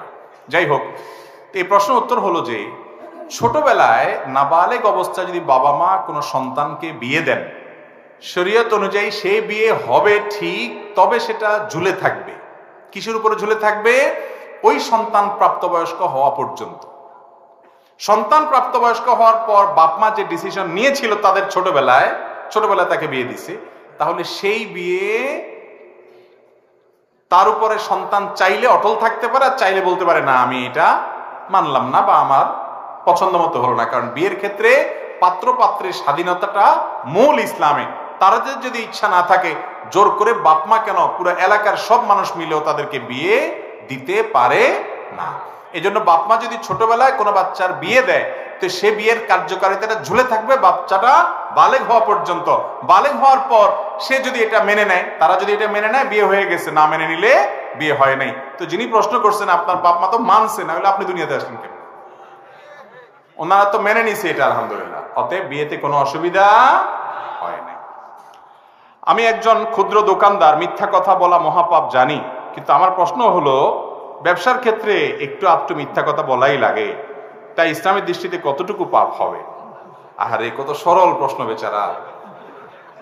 একটু আধটু মিথ্যা না বললে চলে না, কারণ কাস্টমাররাও সব 2 নম্বর হয়ে গেছে। কসম করে না বললে, মিথ্যা কথা না বললে, চমকপ্রদ ভাবে না বললে কাস্টমাররা বিশ্বাস করতে চায় না। এটা মানে তার এই প্রশ্ন আমি ইতিবাচক ভাবে নিচ্ছি এবং জায়েজ বলছি তা না, কিন্তু আমাদের কাস্টমারদেরও চরিত্র আসলে খারাপ হয়ে গেছে যে সৎ মানুষের সৎ কথার মূল্য আমরা দিতে, কিন্তু মূল্য কাস্টমাররা দেখবা না দেখ, কোনো ব্যবসায়ী ব্যবসার খাতিরেও চুল পরিমাণ মিথ্যা কথা বলতে পারেন। 10 টাকার কেনা আছে, আপনি বললেন ভাই বিশ্বাস করেন ভাই এটা আমার 12 টাকা কেনাই পড়ছে ভাই। এরপরে মূলামূলি করার পর দেখা গেল 9 টাকা দিয়ে দিছেন, 11 টাকা দিয়ে দিছেন। তো কেনা দামের পরে কিভাবে দিলেন? ভালো করে শুনে রাখেন, আত্তাজিরুস সাদুকু মা'আন নাবিয়্যিন ওয়াস সিদ্দিকিন। যেসব ব্যবসায়ী ভাইয়েরা ব্যবসা করতে গিয়ে সত্য কথা বলে, তারা নবীদের সঙ্গে সিদ্দিকদের সাথে কিয়ামতের ময়দানে উঠবে। আমার জীবনে এক ব্যবসায়ী দেখেছি। আমি যখন মাদ্রাসায় পড়ি ছোট, যশোরে, আমার আব্বার এক বন্ধু ছিলেন, এখনো বেঁচে আছেন, খুব নেক মানুষ। আমার জীবনে দেখা সেরা মুত্তাকি মানুষগুলোর মধ্যে একজন, সাধারণ মানুষ, জেনারেল শিক্ষিত মানুষ। ওনার কাপড়ের দোকান ছিল। আমার মনে আছে যে আমি ছাত্র জীবনে যখন মাদ্রাসা বন্ধ হইতো মাঝে মধ্যে ওনার দোকানে যেতাম, যাই বলতাম চাচা, ওনার সাফিয়া চাচা, সাফিয়ার নাম সাফিয়া চাচা, বলতাম চাচা আমার যেহেতু সময় আছে আমি আপনার দোকানে একটু হেল্প করি আপনার। তো আমি ওনার সহযোগিতা করতাম, প্যাকেট ট্যাকেট করতাম মাঝে মধ্যে। এটা সব বন্ধে পারতাম না, 2-4টা বন্ধে এরকম করেছি মনে পড়ে। তো একবার এক লোক জিজ্ঞেস করে বসলো কাস্টমার দোকানদারকে, আমার ওই চাচাকে, বললো ভাই দোকান কি আপনার নিজের? কারণ ওখানে উনি আছেন আর আমি হেল্প করতেছি, ওনার কর্মচারীরা আছে, আর কেউ নেই, উনিই কর্তা, বোঝাই যাচ্ছে উনি মালিক। মূলত কাহিনী হলো দোকানের পুঁজিটা আরেক ভদ্রলোকের, পুরা দোকানের টাকাটা একজনে দিছে, উনি ওটা পরিচালনা করছেন, লাভটা ভাগ করে নেন। তো এ হলো মূল ঘটনা। এখন কাস্টমার জিজ্ঞেস করে বসছে, অনেক কাস্টমার আলাপ করে না দোকানদারের সাথে মাঝে মধ্যে, ভাই দোকান কি আপনার নিজের? তো আমি আগ বেড়ে বলে দিলাম যে হ্যাঁ চাচা দোকানের মালিক, উনি মালিক, উনি চালান।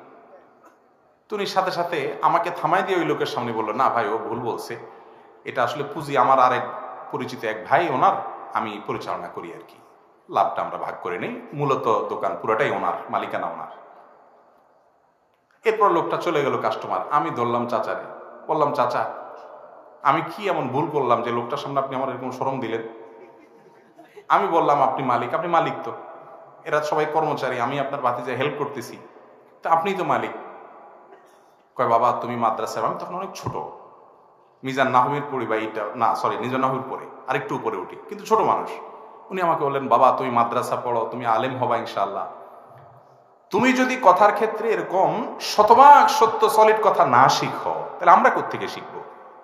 এই দোকানে তুমি জানো পুরো পুঁজিটা অমুকের, অতএব মালিক সে। আমি এই কাস্টমারের কাছে মালিক সে যে একটু ভাব দেখাইলাম, এতে কি লাভ হবে আমার বাবা? আমি কথাটা 2 নম্বরের কথা কেন বলবো? আমার কি লাভ? আমি সলিড কথাটা বলা দরকার। সেই ঘটনা আমার অন্তরে রেখাপাত করে দিয়েছে যে একটা মানুষ দোকানদারি করতে গিয়ে কতটা সত্য কথা বলতে হয় তার শিক্ষা তিনি দেখা দিয়েছে। যারা ছোট বড় ব্যবসা করেন, কাস্টমার বিশ্বাস করে না, না করুক, আরেক দোকানে চলে যায়, যাক। অনেক দোকানদাররা বলে ভাই আপনাদের মাসআলা শুনলে না খায়া থাকা লাগবে। আমি না খায়া থাকেন, জান্নাতে খাওয়া লাগবে না, পেট খালি রাখেন একটু। দুনিয়াতে সব দিয়ে পেট ভরবেন, হালাল হারাম বাজ বিচার ছাড়া, আবার জান্নাতেরও জিহ্বা দেখাবেন? অপেক্ষা করবেন জান্নাতের জন্য?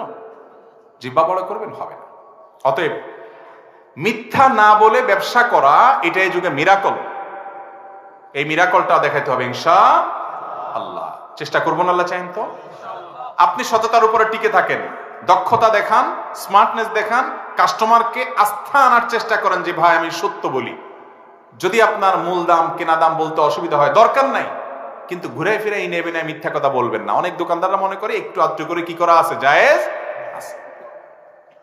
আপনার প্রায় সময় দেখা যায় টেলিভিশনের পর্দায় বিভিন্ন দোকানদার ধরা পড়ছে, কি হয়েছে, এই ভেজাল করছে, ওই ভেজাল করছে, মশার ডাল দেশিটার সাথে ইন্ডিয়ানটা অন্যটা মিলাইয়া একসাথে দেশি বলে বিক্রি করতেছেন, অথচ লম্বা বিশাল দাড়ি, মাথায় টুপি, নামাজের সময় ঝাঁপ দিয়ে উনি মসজিদেও যায়, মাশাআল্লাহ, আছে না নাই? হারাম হারাম হারাম, এই হারামে আরাম হবে না। আল্লাহ আমাদেরকে বোঝার তৌফিক দান করুন। আর কয়েকটা প্রশ্ন আছে, শেষ করি, রাত হয়েছে অনেক। আরেকজনের ওয়াইফাই চুরি করে বা হ্যাক করে ওয়াজ ডাউনলোড করে শুনলে সব হবে কিনা? এই প্রশ্ন কি দুষ্টামি করে কেউ দিছে নাকি আল্লাহ জানে, নাকি সত্যি জানার জন্য দিছে? যাই হোক ভাই, আমি একটু আগেই বললাম কোনো প্রশ্নই ছোট না। দিন সম্পর্কে, হালাল সম্পর্কে জানার জন্য কোনো প্রশ্নই ছোট না। এই প্রশ্নটাও গুরুত্বপূর্ণ, কোনো প্রশ্নই অগুরুত্বপূর্ণ না। শুনেন, কারোর ওয়াইফাই এটা যদি আপনি হ্যাক করেন বা চুরি করে সেটা যে কোনো ভাবে আপনি ইউজ করেন, ওই বেচারার যে স্পিড আছে সেই স্পিডের মধ্যে ঘাটতি হবে কি হবে না, কমতি হবে কি হবে না? তাহলে তার ক্ষতি হলো না? জিনিসটা তার, এটার বিলটা সে দিচ্ছে, আপনি আলগা খাইতেছেন যে সেখানে, আপনি আলগা খাইতে যাইয়া তার স্পিড কমায়া তার ক্ষতি করতেছেন, চুরি করতেছেন। এটাও চুরি, এটাও না যায়, এটাও গুনাহ। এটা করতে পারেন না আপনি। আপনি হয় তার পারমিশন নিবেন। হ্যাঁ, কিছু কিছু ওয়াইফাই আছে ওপেন, এয়ারপোর্টের বিভিন্ন জায়গার পাবলিক প্লেসের অনেক ওয়াইফাই আছে, বা অনেকে ব্যক্তিগত ওয়াইফাই ওপেন রাখছে যে কারোর যদি লাগাবে তার অসুবিধা নেই, ভিন্ন কথা। কিন্তু সে একটা পাসওয়ার্ড দিছে, তার মানে সেটা সবাইকে দিতে চায় না। আপনি এটা হ্যাক করলেন, করে আপনি ব্যবহার করলেন, প্রশ্নে আপনি লিখলেন আবার যে ওয়াজ শুনছে। যদি বাদরামো করে প্রশ্ন দিয়েও থাকেন, তারপরও বলবো যে যদি এটা দিয়ে আপনি ওয়াজও শুনেন তারপরও আপনার এই গুনাহ ঠিকই হবে, ওয়াজ শুনছে দেখে কাটাকাটি হবে না। একজনে গরু চুরি করে নিয়ে আসছে, আইসা কোরবানি দিয়ে দিছে, বলে যে চুরি করা গুনাহ আর কোরবানি করা সওয়াব, অতএব একটা একটা কাটাকাটি গোশত খাওয়া পাও। তো এইরকম কোন মাসালা বাইর করলে মুগুরের মায়ের একটাও নিচে পড়বে না, খবরদার। গার্লফ্রেন্ডের দেওয়া পাঞ্জাবি শার্ট পারফিউম ইত্যাদি, আস্তাগফিরুল্লাহ। এই প্রশ্নগুলো শেষে কে ঢুকে দিলেন? দেখেন ভাইরা, হাসির বিষয় না, বিয়ের আগে ছেলে মেয়েদের পারস্পরিক সম্পর্ক সেটা কি হালাল না হারাম? শুধু হারাম না, এই হারামের একটা বিশেষ নাম আছে, ঘৃণিত, সেটার নাম জেনা। ইসলামী শরিয়াতে সবচেয়ে কঠিন শাস্তিগুলোর একটি হলো জেনার জন্য। এত ডেঞ্জারাস অপরাধ এটা, আমরা অনেকে অপরাধ মনেও করি না। তো এরকম সম্পর্ক যদি আপনি করেন, সেই সম্পর্কের রসদ হিসাবে যত কিছু করবেন, আপনি হারাম সেখানে ইনভেস্ট করলেন, হারাম করার জন্য, হারাম কাজের জন্য যত টাকা ব্যয় করবেন, গ্রহণ করবেন, দিবেন, নিবেন, সময় দিবেন, এই সবগুলো হারামের মধ্যে পড়বে। খুব ডেঞ্জারাস একটা বিষয়। আজকাল আমাদের যুবকদের মধ্যে এই রোগ এত বেশি যে এটা থেকে পবিত্র পরিচ্ছন্ন যুবক পাওয়া কঠিন হয়ে গেছে। বাঁচার চেষ্টা করবো তো ইনশাআল্লাহ। আল্লাহ তাআলা আমাদের যুবক ভাইদেরকে হারাম থেকে বেঁচে থাকার তৌফিক দান করুন। যুবকরা সিরিয়াসনেস আনতে হবে এক্ষেত্রে, যে আমার চরিত্রের মধ্যে কোন প্রকার কালিমা আমি লিপন করতে দেব না। ইতিপূর্বে হয়ে গেল, আমি তওবা করে ফিরে আসব। আল্লাহর জন্য ভালোবাসা এবং আল্লাহর জন্য ত্যাগ, এর আপনার স্বাক্ষর এই জায়গাটাতে রাখতে হবে যে আমি কাউকে ত্যাগ করব কার জন্য? আল্লাহর জন্য। অতএব হারামকে না বলবো তো ইনশাআল্লাহ। বৈধ ভালোবাসার সময় আসবে, বৈধ বউ ঘরে আসবে, তখন ভালোবাসা উজাড় করে দিবেন। আগে ভাগে অজাগায় কুজাগায় ভালোবাসা দিলে পরে তখন পুঁজিতে টান পড়বে, পুঁজিতে টান পড়বে। তখন এটা সফট ড্রিঙ্কসের মতো, খুলে ফেলছেন, ঢেলে ফেলছেন, ব্যবহার করছেন, একটু আধটু খাইছেন, কমাই ফেলছেন, বারবার ইউজ হয়ে গেছে, ঝাঁজ কমে গেছে, এবার আর পরে আগের ঝাঁজ খুঁজে পাবেন। অতএব যদি নিজের সময় মতো বৈধ স্ত্রীর সাথে বৈধ ভালোবাসা থাকুক এটা চান, তাহলে এই আকাম কুকাম করা, ডাইনে বামে মুখ বাড়ানি, হারাম পথে যাওয়া ছেড়ে দেন, সোজা হয়ে যান। ঠিক বলার লোকের অভাব নাই, কিন্তু এই হারাম সম্পর্ক ছিন্ন করবেন যারা নিয়ত করছেন, হাত তোলেন। অর্ধেক উঠে অর্ধেক নামে, ভয়ে ভয়ে যে বাপ চাচাকে কোন দিক থেকে তাকায়। দরকার নাই হাত তোলার, মনে মনে নিয়ত করেন ইনশাআল্লাহ, ঠিক আছে না? আমাদের এক স্যার আছে যে বলে কোরআনের হরফ পড়লে কোনো নেকি নাই। কোন স্যার আছে যে স্যার বলেন কোরআনের হরফ পড়লে কোনো নেকি নাই? এই স্যারের প্রতি সম্পূর্ণ শ্রদ্ধা রেখে বলছি, তিনি যেটা মনে করছেন সেটি বিভ্রান্তি, ভুল, তিনি সরাসর গলতের মধ্যে আছেন। কারণ কোরআন আল্লাহ তাআলার এমন এক মহাগ্রন্থ, যেটার উচ্চারণ মুখে করলেও সওয়াব হয়, শুনলেও সওয়াব হয়, কোরআনের সাথে কোনোভাবে সম্পৃক্ত হলেও সওয়াব হয়, এবং সওয়াব থেকে খালি নেই। যদি কেউ কোরআন না বুঝে পড়ে তারপরে সে সওয়াব পাবে। কারণ নবীজি সাল্লাল্লাহু আলাইহি সাল্লাম বলেছেন, আলিফ লাম মিম, এই তিনটা অক্ষর, এই তিনটা অক্ষরের জন্য 10টি করে নেকি পাওয়া যাবে। তিনি বলছেন আলিফ লাম মিম তিনটা মিলে এক অক্ষর বলছি না, প্রত্যেকটাকে আলাদা আলাদা করে দেখাইছেন তিনি, প্রত্যেকটা কারণে সওয়াব হবে। অথচ আলিফ লাম মিমের অর্থ কি আজও পর্যন্ত চূড়ান্ত ভাবে ওলামায়ে কেরাম, পৃথিবীর সবাই একসাথে হয়ে ঘোষণা দিতে। তাহলে যেটার অর্থ হুরুফে মুকাত্তাআত, অর্থ আল্লাহু আ'লাম বিমুরাদিহি বিযালিক, আল্লাহ তাআলা ছাড়া যেটার মূল অর্থকে উদ্ধার করতে পারেন না, মুফাসসিরিন ইকরাম নানান গবেষণা তারা জানিয়েছেন মাত্র, সেটা পড়লে পর্যন্ত নবীজি বলেছেন সওয়াব হবে। আপনার স্যার যদি বলে যে সওয়াব হবে না, তাহলে আপনার স্যার এক লাইন বেশি বুঝছেন। তবে অবশ্যই কোরআন শুধুমাত্র সওয়াব আহরণ করবেন, বুঝে হোক না বুঝে হোক পড়ে, এটার জন্য না, না বুঝেও কোরআন তেলাওয়াত করবেন ধীরে ধীরে সুন্দরভাবে বিশুদ্ধতার সাথে, এটা এক মুআজিজা, মিরাকল, এর মাধ্যমে আপনার মধ্যে প্রভাব আসবে এবং সওয়াব পাবেন। তবে কোরআনের মূল উদ্দেশ্য হলো এটা হুদাল লিন্নাস, মানুষকে পথ দেখাইতে আসছে। অতএব কোরআন বুঝে বুঝে আমরা আমল করব, অর্থ ব্যাখ্যা ওলামাদের মাধ্যমে জানার বুঝার চেষ্টা করব ইনশাআল্লাহ। এরপরে প্রশ্ন হলো, আমার একটি প্রশ্ন, যে মানুষকে যে শয়তান ধোঁকা দেয়, মানুষকে তো শয়তান ধোঁকা দেয়, কিন্তু আল্লাহ যখন আদম আলাইহিস সালামকে সিজদা দেওয়ার জন্য ফেরেশতাদেরকে বললেন, তখন ইবলিস সিজদা দেয়নি। তাহলে ইবলিসকে কোন শয়তান ধোঁকা দিয়েছিল? দেখেন, আমি জানি না এসব কি ইচ্ছাকৃত আপনাদের এখানে এসব কষাকষি প্রশ্ন করছে কিনা। কয়েকটা প্রশ্ন দেখি এরকম, জানার জন্য হতে পারে, আল্লাহু আ'লাম। দেখেন, খারাপ কাজ করে সব শয়তানের দোষে করে তা না, মানুষের নিজের মনও মানুষকে অনেক সময় খারাপ কাজের দিকে, আল্লাহ কোরআনে বলেছেন ইন্নান নাফসা লাআম্মারাতুম বিশ্বু, মানুষের প্রবৃত্তি মানুষকে খারাপ কাজের নির্দেশ দেয়। সব সময় শয়তানেই আমার সব করায়, আমার কোনো দোষ নাই, তাহলে তো শয়তান একা জাহান্নামে যাইতো, আপনি যাইতেন না। অতএব ব্যক্তি নিজের দোষেও খারাপের দিকে যায়, প্রবৃত্তিও মানুষ কোনো সময় খারাপ দিকে টানে।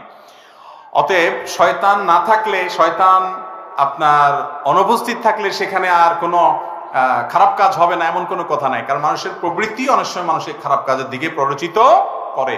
ভেতরের শত্রু হলো নিজের প্রবৃত্তি, কুপ্রবৃত্তি, আর বাইরের শত্রু হলো শয়তান। অনেক সময় ভেতরের শত্রুই ধ্বংস করে দেয়, বাইরের শত্রু লাগেও না। অনেক সময় দুইটা যোগ সদস্য মানুষ ধ্বংস হয়।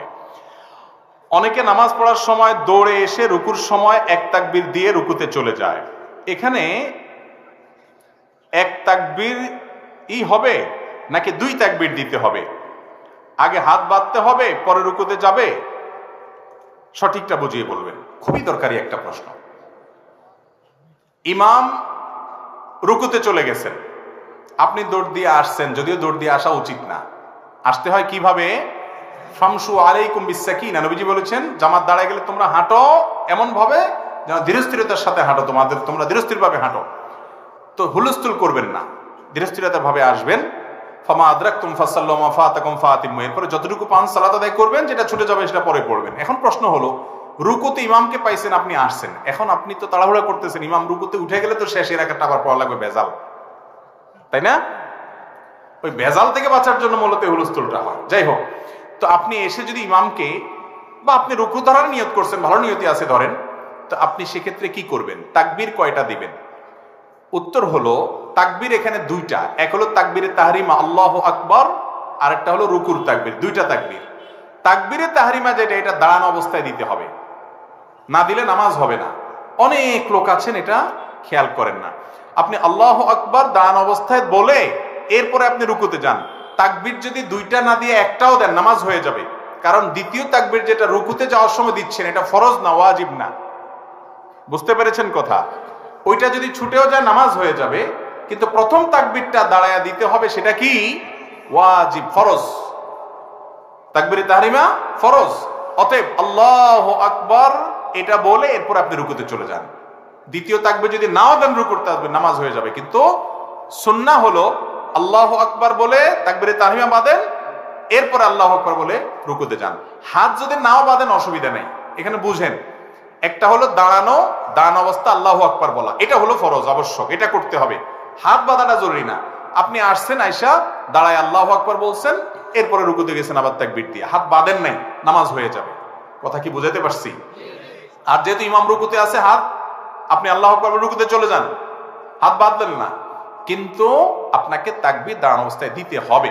অনেকে আসার পর রুকুতে যেতে যেতে তাকবীর বলে তারপরে নামাজে যোগ দেয়, নামাজ হবে না। কথা কি বুঝাতে পারছি?